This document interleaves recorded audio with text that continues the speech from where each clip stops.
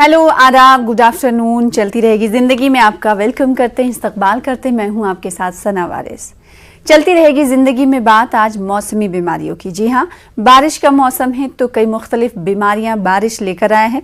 ऐसे में हम किन किन बातों पर ध्यान रखें या फिर हमें किन किन बातों का ख़ास ख्याल रखना है ताकि हम और हमारे बच्चे सेफ रहें।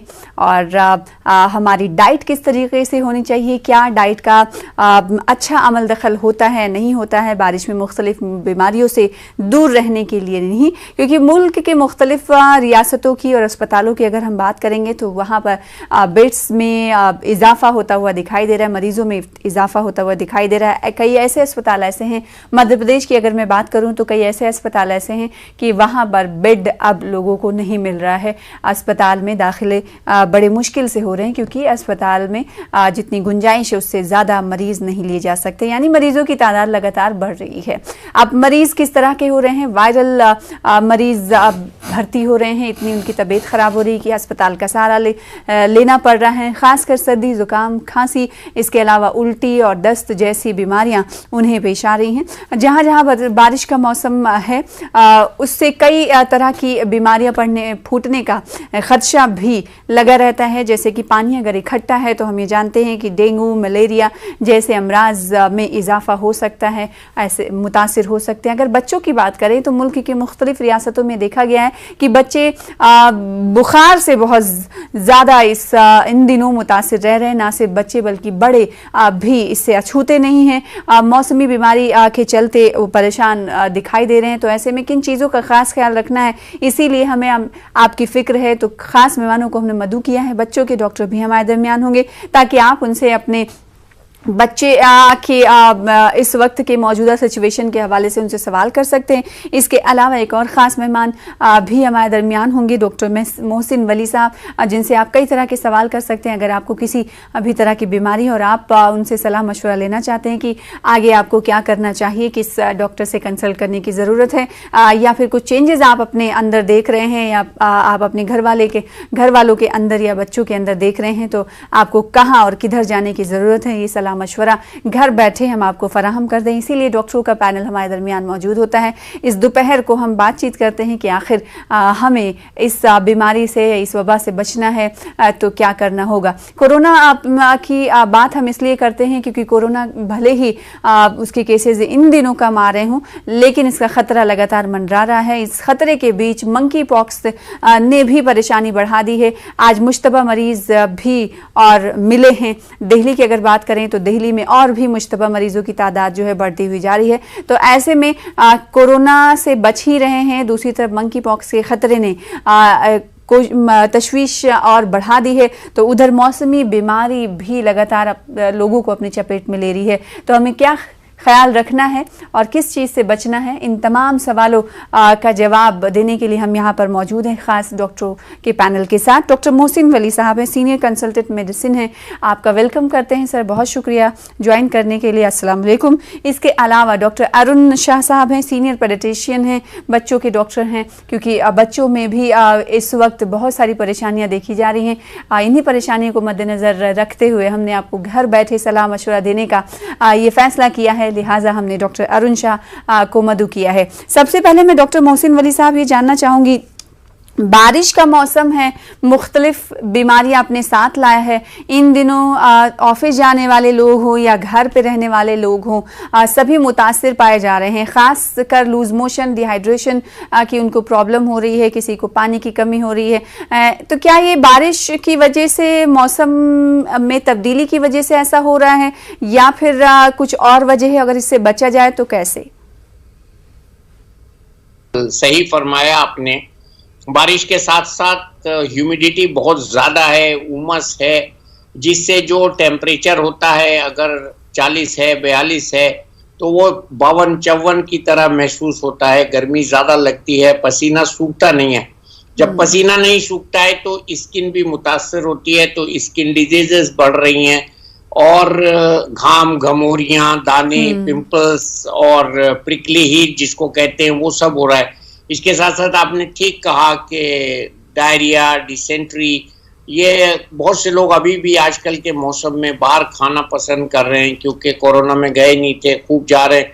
और बाहर का खाना खा रहे हैं और इस तरह के खाने खा रहे हैं बच्चे, जैसे मोमोज होते हैं, पिज्जा होती है, नूडल होता है, और बाहर के खाने में और भी खाने होते हैं जो रूटीन खाने होते हैं, और इस तरह के खाने खाने के बाद बीमार हो जाते हैं। और बाहर का खाना हम जिसको कह रहे हैं, इसका मतलब ये कि वो फूड कहीं ना कहीं अनहाइजीनिक हाथ से छूकर आता है या अनहाइजीनिक बर्तनों में परोसा जाता है। मैं ये नहीं कहता कि हर खाने में इन्फेक्शन होता है, बल्कि हमारे यहाँ जो बर्तन को वॉश करने का कल्चर है, हाथों को वॉश करने का कल्चर है, वो भी बहुत डिफेक्टिव है। इसके अलावा लीवर का भी हो सकता है, हेपेटाइटिस टाइप की बीमारियां, मच्छर बहुत हो रहे हैं, किसी मोहल्ले में तो नाले हैं तो वहां पानी इकट्ठा हो जाता है तो मच्छर होते हैं। तो अभी आने वाले दिनों में हमको देखना पड़ेगा, कॉशियस रहना पड़ेगा मच्छर वाली बीमारियों से, और मच्छरदानी का इस्तेमाल मैं तो लोगों से कहता हूँ 12 महीने करना चाहिए हमारे यहाँ। इसके अलावा आपने ठीक कहा कि ये कोविड के बाद हमारे पास मंकी पॉक्स बढ़ रहा है।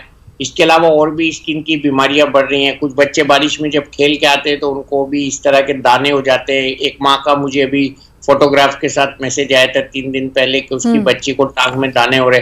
फिर उन्होंने बताया कि बाहर स्विमिंग करके आई है, बारिश में भीग भी गई थी, तो उसको फिर अजीब तरह के दाने थे जिनको हम कह सकते हैं कि फ्रंकिल या फ्रंकुलोसिस होती है। तो स्टेप्टोकोकल स्किन में होता है तो उससे फ्रंकुलोसिस भी हो जाती है। तो इस तरह से मुख्तलिफ तरह के इन्फेक्शंस को हम कह सकते हैं इस मौसम में बढ़ावा मिलता है। और इसके साथ साथ जब हम डरे हुए हैं कोरोना से, डरे हुए हैं अपनी इम्यूनिटी से, और डरे हुए हैं मंकी पॉक्स की आमद से, आज भी केस पढ़े हैं 2 मंकी पॉक्स के, तो दिल्ली एनसीआर में मिला के मेरे ख्याल से अब 4 केसेस हो गए हैं। तो ये बहुत गड़बड़ है और अच्छी बात नहीं है।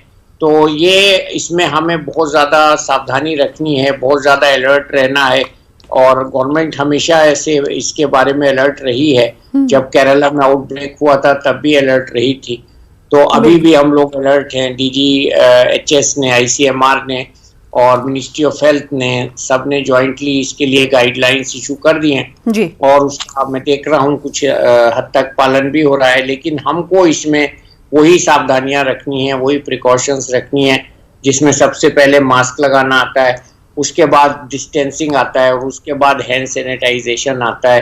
तो ये सब हमको बहुत रखना है। और बड़ी बड़ी भीड़ वाले फंक्शंस में देख रहा हूँ अवॉइड करना चाहिए, तो लोगों को उसको खास तौर से अभी भी अवॉइड करना चाहिए। तमाम मंकी पॉक्स जैसे बीमारी को लेकर सतर्क रहने की जरूरत है। कोरोना के हवाले से तो आपको मालूम ही है, लेकिन कोरोना के जो एप्रोप्रिएट बिहेवियर थे उस पर अगर आप अमल करते हैं तो तमाम चीज़ों से आपको छुटकारा, यानी बीमारियां आपके इर्द गिर्द नहीं घूम सकती हैं। डॉक्टर अरुण शाह, एक ख़ास बात यह है कि इन दिनों बड़ी तादाद में पेरेंट्स अपने बच्चों को अस्पताल लेके जा रहे हैं। वो बच्चे मौसमी बीमारी से परेशान नजर आ रहे हैं, जिनमें बच्चों में सर्दी, खांसी और बुखार की अलामतें पाई जाती हैं। बच्चों में ये बुखार इतनी ज़्यादा हो जाता है कि 3 से 4 या 5 दिन गुजर जाता है। ऐसे में कई जगह ये देखने को मिलता है कि वो घरों पर ही ट्रीटमेंट करते हैं बच्चे का, पट्टी वगैरह जो घरेलू तरीक़े होते हैं। तो क्या ये घरेलू जो तरीक़े हैं वो असरदार होते हैं या नहीं होते, या फिर आप का ये कहना है कि जो बच्चे अगर बुखार में मुब्तला हैं तो फौरन डॉक्टर के पास जाएं और उनका चेकअप कराएं? और ये किस वजह से अभी हो रहा है? क्या जो बड़ों को हो रहा है वही वजह इन पर भी लागू होती है? हमारे ये है वो, जब हम बात करते हैं सर्दी खांसी बुखार की, तो वो एयरबॉर्न ट्रांसमिशन होता है। और ये एयरबॉर्न ट्रांसमिशन घर के मेंबर से ही होता है, जो मोस्टली वायरल इन्फेक्शंस होते हैं। इन्फ्लुएंजा, पारा इन्फ्लुएंजा, RSV वायरस, मोस्टली यानी कि वायरल इन्फेक्शंस होते हैं। और वायरल इन्फेक्शंस की खासियत यह है कि शुरू में वो काफी तेज बुखार होता है, और उसमें हिस्ट्री होती है कि घर के लोग भी बीमार हैं, और सिर्फ बुखार ही नहीं होता, उसके साथ उसको नजला भी होता है, खांसी भी होती है, उसकी आंख भी, कंजक्टिवाइटिस भी होती है। यानी वो कई तरह के ऑर्गन्स को इन्वॉल्वमेंट करती है। लेकिन शुरू में तेज बुखार होता है, उसके बाद धीरे धीरे 3 से 4 दिन में वो बुखार सिर्फ पैरासीटामोल से और रेस्ट से और प्रॉपर हाइड्रेशन से ठीक हो जाता है। बिल्कुल। अरुण शाह साहब, आपकी आवाज हम तक नहीं पहुंच पा रही, शायद म्यूट हो चुका है फोन आपका, अनम्यूट कर दीजिएगा। आप बच्चा को बुखार से पीड़ित है जी, और बुखार है और सिर्फ उसको सर्दी खांसी भी है और वो बच्चा देखने में ठीक लग रहा हो, उसका वेल लुकिंग है बच्चा, बट वेल लुकिंग है और इन लुकिंग नहीं है, तो ऐसे केसेस में डॉक्टर के पास तुरंत ले जाने की जरूरत नहीं। जरूर है कि बुखार अपने आप में पेरेंट्स के लिए थ्रेटनिंग लगता है कि हमारे बच्चों को 104 बुखार हो गया। ऐसी अवस्था में सबसे ज्यादा सेफेस्ट है ये पैरासीटामोल सिरप, उम्र और वेट के हिसाब से देना है हर 4 घंटे पर, या 4 घंटे के पहले बुखार तेज हो जाए तो उसको पूरे बदन को टेपिड स्पॉन्जिंग करना है। एंटीबायोटिक का कोई रोल नहीं है। डॉक्टर के पास हम तभी कहते हैं जाने के लिए अगर बुखार 4 दिन के बाद भी रहे, उतरे नहीं, बच्चा सुस्त हो जाए, बच्चे की पसली चले, बच्चे को मतलब कि। अरुण साहब आपकी आवाज बीच बीच में ब्रेक हो जा रही है। इस बीच डॉक्टर मोहसिन के पास जी, अगर पसली चलती है तो क्या ये माना जा सकता है कि बच्चे को निमोनिया है? यस, पसली चलना मतलब टैक्रिपनिया या डिस्निया जो बोलते हैं, ये एक लाइफ थ्रेटनिंग सिम्टम्स है, रेड फ्लैग साइन बोलते हैं इसको।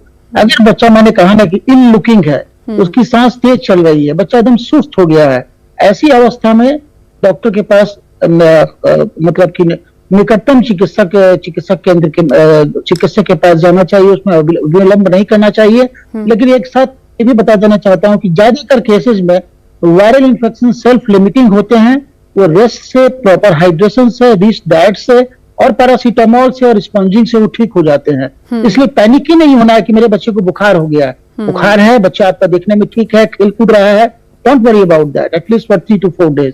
बट अगर बच्चा आपका बीमार लग रहा है, एकदम सिक लग रहा है, इन लुकिंग लग रहा है, उसको मतलब कि कुछ भी खा नहीं रहा है, निढाल हो गया है, सांस तेज चल रही है, ऐसी अवस्था में अब अगर हम वाटर बॉर्न डिजीज की ही बात करें तो वाटर बॉर्न डिजीज खास करके बरसात के मौसम में होती है। बिल्कुल जैसा कि डॉक्टर साहब ने पहले भी कहा कि दूषित पानी से, दूषित खाने से होती है, बाजार के खाने से होती है। अगर हम लोग हमेशा ये कहते हैं कि खाना जो है वो फ्रेश खाना खाइए, हैंड हाइजीन सबसे ज्यादा महत्वपूर्ण है। पानी जो है 2 साल के बच्चे को हम कहते हैं कि पानी उबाल करके ठंडा करके पिलाइए, क्योंकि आज भी हिंदुस्तान में जो सेफ वाटर है वो मैसर नहीं है लोगों में, आम जनता में।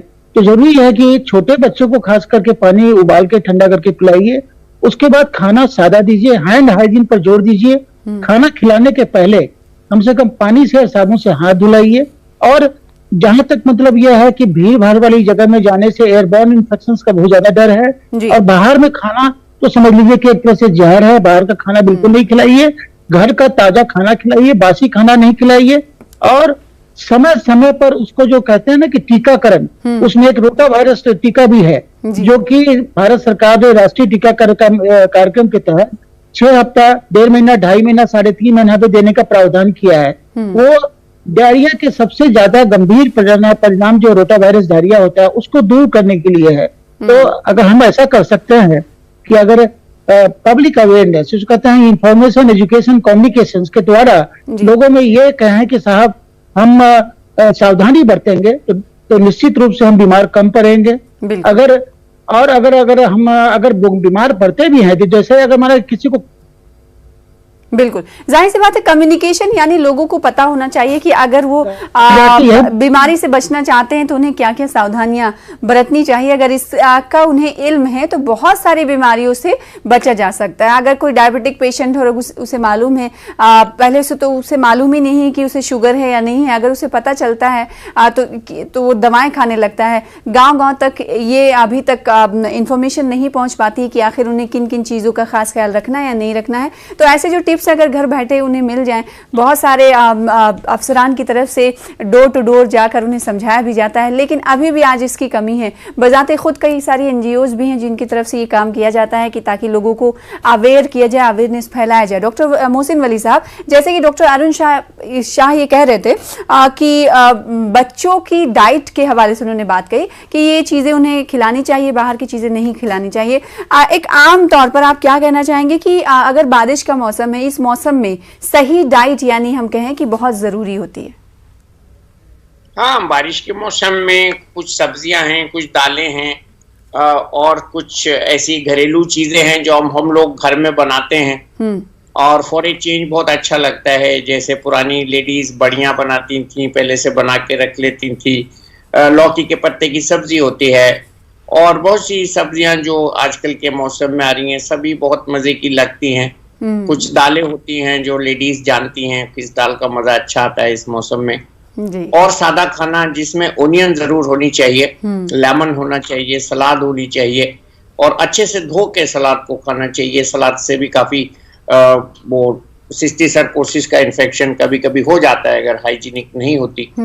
तो ये चीजें हैं। खाने में दही का इस्तेमाल बहुत जरूरी है और रायता बना सकते हैं दही का। सादा खाना, कम मिर्चों का जिन्हें खाना सर्दी और होना जुकाम हो उन्हें दही नहीं लेना चाहिए, मतलब इस मौसम में आप ये भी जोड़ना दही तो एक बड़ों के लिए मैं बता रहा हूँ, ओके। पर्सनल चॉइस है। जुकाम में तो कोई नहीं खाएगा। जी। मैं ये कह रहा हूँ कि हमारी डाइट में हेल्दी चीजें होनी चाहिए, क्या होनी चाहिए? जी। जिसमें घर की बनी हुई चीजें होनी चाहिए और बाहर का खाना नहीं होना चाहिए। नॉनवेज और अगर इस मौसम में अगर ले रहे हैं तो वो सही डाइट में शुमार होता है? जी हाँ जी। नॉनवेज अगर ले रहे हैं इस मौसम में तो वो सही डाइट में शुमार होता है इन दिनों? मार्बल नॉनवेज का तो देखिए एक तरीका होता है खाने का।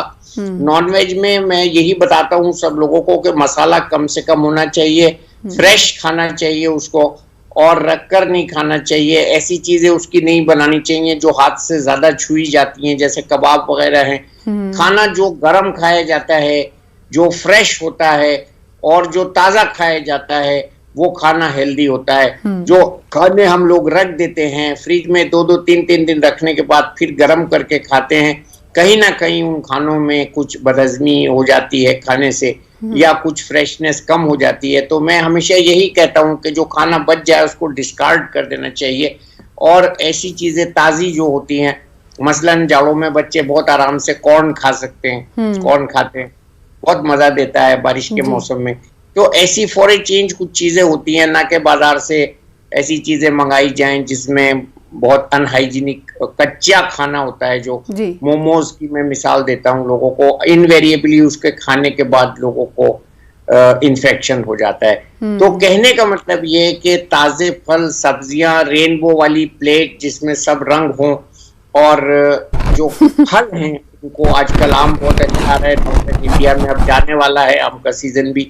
तो आप ताजे फल खाइए, फ्रेश फ्रूट्स, जिनको डायबिटीज नहीं है वो जूस भी निकाल के पी सकते हैं। और रोटी का इस्तेमाल इस तरह से करें कि कम रोटी हो। और वेजिटेरियन खाने की भी बात करूंगा, जो उसमें हम वेजिटेबल्स खाते हैं, हम कहीं ना कहीं वेजिटेबल का अमाउंट कम कर देते हैं और रोटी का अमाउंट बढ़ जाता है, ज्यादा कर देते हैं। जी। तो हमको वेजिटेबल खाना है और अच्छी तादाद में खाना है, वेजिटेबल्स खाना है, राइस खाना है। राइस को हम बहुत अच्छी तरह, कई तरह का जीरे का या सब्जियों के मिला के उसका पुलाव बना सकते हैं, जीरा पुलाव बना सकते हैं। और फॉर ए चेंज हमारा क्या होता है ना, मोनोटोनी हो जाती है ना खाने में, तब बच्चे कहते हैं मम्मा आज बाहर से खाना मंगाओ। तो ये मोनोटोनी नहीं होनी देनी चाहिए। और कुछ खाने अब मम्मियां घर पे बनाने लगी हैं, जैसे पिज्जा है, पिज्जा घर पे बनाने लगे हैं, उसका सामान लाके घर पे बनाने लगे हैं। तो ऐसी चीजें, बच्चों को एग का भी इस्तेमाल बहुत अच्छी तरह से करना चाहिए और एग से ज्यादा अच्छा प्रोटीन किसी में नहीं होता। जो लोग एग नहीं खाते उनके लिए पनीर है उसका रिप्लेसमेंट, दूध है उसका रिप्लेसमेंट।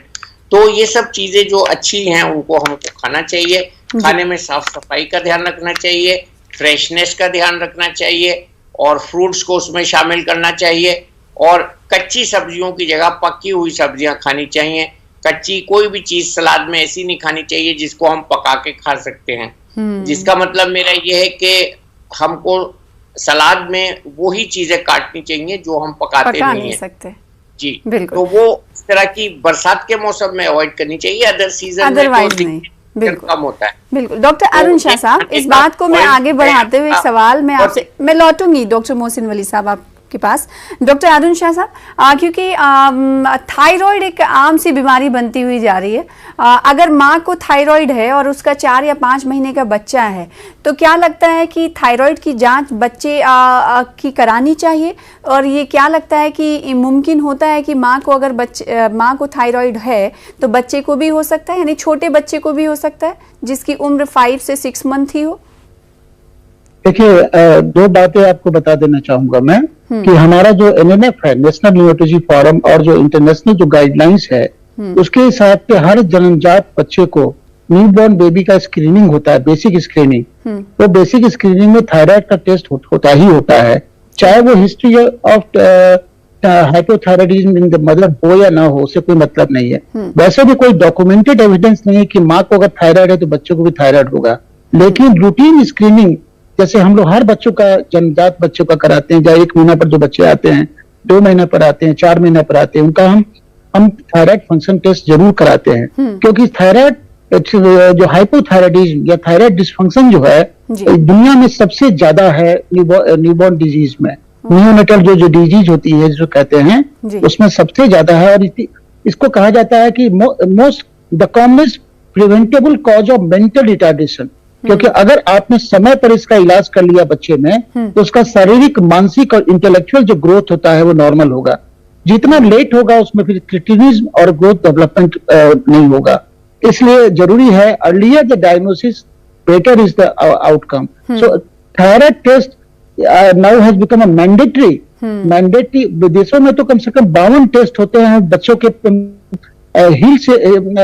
हील को पिक करके जो ब्लड लिया जाता है जन्म के बच्चे का, उसमें 52 टेस्ट होता है जो इनबॉर्न एरर ऑफ मेटाबॉलिज्म उसका टेस्ट होता है। लेकिन हम भारतवर्ष में रिसोर्सेज की कमी की वजह से यहाँ 4 या 5 टेस्ट जो है एनएनएफ ने, आईएपी ने, हमारा जो ऑर्गेनाइजेशन है उन्हें रिकमेंड किया है, जिसमें एक टेस्ट जो है वो थायराइड फंक्शन है, और भी टेस्ट है जैसे जीसीएसपी एस्टिमेशन है, कंजेनिटल एड्रेनल हाइपोप्लासिया है, वो सब का टेस्ट बेसिक टेस्ट है। लेकिन आपका जो सवाल का जो जवाब है कि माँ को अगर थायराइड है तो बच्चे को थायराइड होगा, ऐसा कोई लिंक नहीं बता। बिल्कुल। और अगर मान लीजिए माँ को थायराइड है और बच्चे को 5 से 6 महीने का बच्चा है, अगर उसे थायराइड के कुछ पॉइंट्स उसमें मिलते हैं, तो अगर रिपोर्ट ये कहती है कि हाँ कुछ है सिम्टम्स थायराइड के, तो क्या उसका इलाज उसी वक्त से शुरू हो जाना चाहिए या फिर थोड़े और बड़े होने का इंतजार करना चाहिए? और ऐसे केसेस क्या सामने आए हैं आपके? देखिए थायराइड जो है, जिसमें कि हम जब कहते हैं तो थायरोक्सिन हार्मोन ऐसा होता है जो कि शरीर के ग्रोथ एंड डेवलपमेंट, खासकर के ब्रेन के डेवलपमेंट पर बहुत उसका असर आता है। अगर 2 साल के बाद अगर किसी बच्चे का थायराइड का टेस्ट होगा या थायराइड का इलाज होगा, तब तक तो उसका ब्रेन मतलब कि इरिवर्सिबल डैमेज हो जाएगा। आइडिया है कि जन्म के बच्चा जितना जल्दी डायग्नोसिस हो, जितना जल्दी ट्रीटमेंट हो। हम लोग 4 दिन के बाद, जब बच्चा जब जन्म लेता है उसके 4 दिन के बाद, 5 दिन के बाद उसका जो रिकमेंडेशन, जो सिफारिश है, उसके हिसाब से हम लोग उसका थायराइड फंक्शन टेस्ट कराते हैं। और जिसका भी थायराइड फंक्शन गड़बड़ है उसको उसी समय उसकी एज और वेट के हिसाब से हम लोग थायरोक्सिन शुरू कर देते हैं, ताकि कि इस बच्चे का दूरगामी कोई भी मतलब कि एडवर्स इसका इफेक्ट नहीं हो। इसलिए earlier the diagnosis, earlier the treatment, better is the outcome. तो ये आप लोगों की तरफ से जांच किया जाता है। सबसे पहले की बात ये है कि अगर बच्चे के अलामात पाए जाते हैं तो उसी वक्त दवाई और यानी मेडिसिन उनकी शुरू कर दी जाती, ट्रीटमेंट की शुरुआत कर दी जाती, ताकि उनका जो ग्रोथ है वो उस ग्रोथ को किसी तरह का नुकसान ना हो। इसमें मैडम यही कहा जाता है कि treatment delayed is treatment denied. जैसे justice delayed is justice denied. Yes, वही वाला फंडा इधर मतलब अपना सकते हैं। डॉक्टर मोहसिन वली साहब, मैं आपसे ये सवाल करना चाहूंगी, बहुत सारे केसेस में सुनने को मिलता है, आसपास लोग हैं वो यूरिक एसिड बढ़ गया है ऐसा बोलते हैं। तो यूरिक एसिड का कॉज क्या है मैं जानना चाहूंगी, और इससे बचाव के तरीके क्या हैं, इसके पीछे होने की वजह क्या है, बताइएगा। क्योंकि आजकल पैरों में किसी की झुंझुनाहट होती है, कोई चल नहीं पाता है। कई सारे लोगों ने सवाल भी किया कि जब आप प्रोग्राम करिएगा तो इस हवाले से पूछिएगा भी। तो मैंने कहा मोहसिन वली साहब आएंगे, मैं उनसे जरूर पूछूंगी। जी, आपने बहुत आज आप बहुत तैयारी करके आई हैं। नहीं तैयारी नहीं, बस जब आसपास लोग होते हैं उनकी बहुत सारी परेशानियां रहती हैं, तो मैं सोचती हूँ चलिए अपने शो के जरिए ही पूछ लिया जाए। के लिए आपको मैं शाबाशी और मुबारकबाद देता हूं, क्योंकि अक्सर जब हम किडनी का फंक्शन टेस्ट कराते हैं तो उसमें करीब 50% लोगों का यूरिक एसिड नॉर्मल रेंज से बाहर होता है। खास तौर से वो लोग जो रेड मीट ज्यादा खाते हैं उनका यूरिक एसिड बढ़ जाता है। लेकिन यूरिक एसिड बढ़ने से जो जॉइंट्स की बीमारी होती है, खास तौर से उसको हम गाउट कहते हैं और उसको हम गाउटी आर्थराइटिस कहते हैं, और कभी कभी ये कंडीशन बहुत पेनफुल हो जाती है, उसको हम एक्यूट गाउट कहते हैं। इसको टोफाई भी कहते हैं, जॉइंट में जो गांठें बन जाती हैं। तो गाउट जो है ये बहुत ही जानलेवा दर्दनाक एक्सपीरियंस है, जिसमें यूरिक एसिड के क्रिस्टल्स जो जॉइंट की साइनोवियल मेम्ब्रेन होती है उसमें त्रिशूल की तरह, शूल की तरह, कांटे की तरह, नश्तर की तरह चुभते हैं और इसमें सुखी आ जाती है जॉइंट पे, रेड स्वेलन जॉइंट हो जाते हैं। और वो हाइपर यूरिसीमिया जो गाउट को प्रोड्यूस करता है वो एक अलग डिजीज है। और नॉर्मल एक हाइपर यूरिसीमिया होता है वो हार्ट के लिए और किडनी के लिए भी थोड़ा खतरनाक होता है, कुछ हद तक लीवर के लिए भी खतरनाक होता है। लेकिन यूरिक एसिड का पर से बढ़ना गाउट के बगैर, इसमें एक बात जाननी सब लोगों के लिए बहुत जरूरी है। अगर किसी का यूरिक एसिड रेंज से बाहर हो, 5.5 या 6.5 से ज्यादा हो, 7 या 8 होता है रिपोर्ट में तो हाईलाइटेड होता है, 9 होता है हाईलाइटेड होता है। लेकिन ये डॉक्टर्स को बताया जाता है, मुझको भी ये बहुत बाद में पता लगा कि हमको इस थोड़े से हाई यूरिक एसिड के लिए दवाई नहीं लेनी है, उसके लिए हमको डाइट से मॉडिफिकेशन करना है और दवाई नहीं लेनी है। 12 के ऊपर या 13 के ऊपर जब यूरिक एसिड हो जाए तो उसके लिए हमको हल्की दवा लेनी है। इसमें खास तौर से मैं बता सकता हूँ, यहाँ कोई ऐसी बात नहीं है, कॉमर्शियल ट्रेड सीक्रेट नहीं है। एक ज़ाइलोरिक एक दवा होती है एलुपुरिनॉल, बहुत मशहूर पुराना ब्रांड है, सबको पता होता है, हमने बचपन से देखा है, बहुत पुरानी कंपनी की ये दवा होती है एलुपुरिनॉल। और दूसरी नई दवाई है फेब्यूक्सिटेट, फेब्यूटाज के नाम से आती है और भी कई नामों से आती है। तो ये दवाओं का इसकी डोज कम है फेब्यूटाज की, और ज़ाइलो की डोज 200 से 300 मिलीग्राम, कभी ज्यादा भी हो सकती है। ठीक है जी, बिल्कुल। क्योंकि वक्त की बहुत कमी है और तफसील से इस पर मैं बातचीत करना चाहती हूँ।